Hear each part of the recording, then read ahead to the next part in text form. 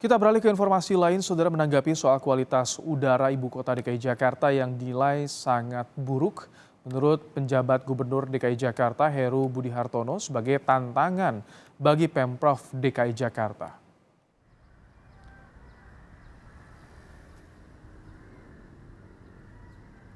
Kualitas udara Jakarta sejak hari Selasa kemarin menjadi yang terburuk selama lebih dari sepekan pada periode 3 hingga 12 Juni 2023.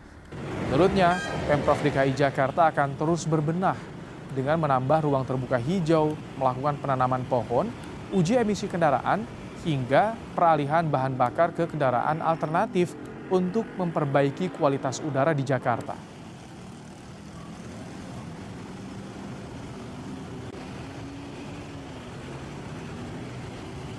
Memang itu tantangan Pemda DKI polusi udara, maka Pemda DKI ya terus berbenah, menambah RTH, kita semua yang menanam pohon, di sisi lain mengurangi emisi itu dengan misalnya uji emisi kendaraan dan tentunya peralihan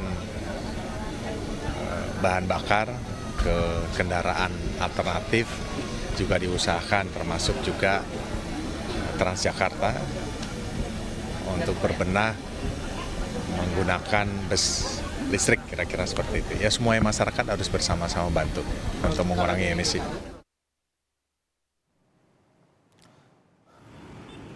Untuk menekan pencemaran udara di ibu kota, pengamat tata kota Nirwono Yoga meminta Pemprov DKI Jakarta memperluas kebijakan ganjil genap untuk semua jenis kendaraan. Menurutnya, perluasan harus berlaku hingga daerah penyangga Jakarta. Ia menilai perbaikan harus segera dilakukan karena potensi polusi udara semakin tinggi mendekati musim kemarau, khususnya pada rentang Juni hingga Agustus. Di mana membatasi pergerakan kendaraan pribadi, ya, sehingga dengan demikian kebijakan yang keluar misalnya yang sudah ada kebijakan ganjil genap, tapi ini harus diperluas, ya. Ganjil genapnya itu benar-benar diperluas seluruh wilayah DKI, kemudian berlaku untuk mobil dan motor, ya. Bahkan juga berlaku untuk mobil motor yang dengan tenaga listrik, gitu. Jadi benar-benar fokus kalau mau ngurangin ya 50% dikurangin. Kualitas udara di ibu kota sedang tidak baik-baik saja. Papan Indeks Standar Pencemaran Udara atau ISPU milik Kementerian Lingkungan Hidup dan Kehutanan menunjukkan bahwa kualitas udara di ibu kota saat ini pukul 12:30 siang waktu Indonesia Barat dalam level tidak sehat. Kondisi udara di Jakarta pada akhir pekan tercatat masih dalam level tidak sehat. Padahal aktivitas kendaraan bermotor pada akhir pekan tidak sepadat hari kerja.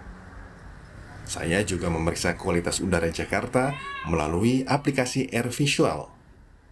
Tercatat, partikel-partikel polutan di Jakarta di atas 40 mikrogram per meter kubik. Angka itu jauh melampaui standar WHO sebesar 15 mikrogram per meter kubik. Pekatnya polusi udara turut dirasakan warga, terlebih mereka yang aktif berkegiatan di luar ruangan. Sompak ya, udaranya tuh udah nggak bersih, maksudnya udah kayak kabut gitu loh. Jakarta udah kayak kabut, bukan kayak ini lagi. Kadang-kadang kita bingung lihat ini kabut atau asap, ternyata kan asap itu.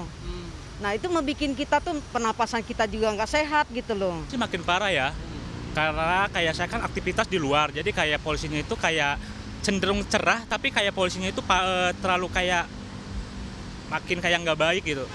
Iya. Kalau untuk suhu, hawa juga makin... Suhu juga iya, kayak makin panas. Misalkan kayak mendung, tapi kayak suhunya itu kayak panas gitu. Berdasarkan situs pemantauan kualitas udara IQR, Jakarta saat ini tercatat menempati peringkat keempat di dunia dengan kategori tidak sehat.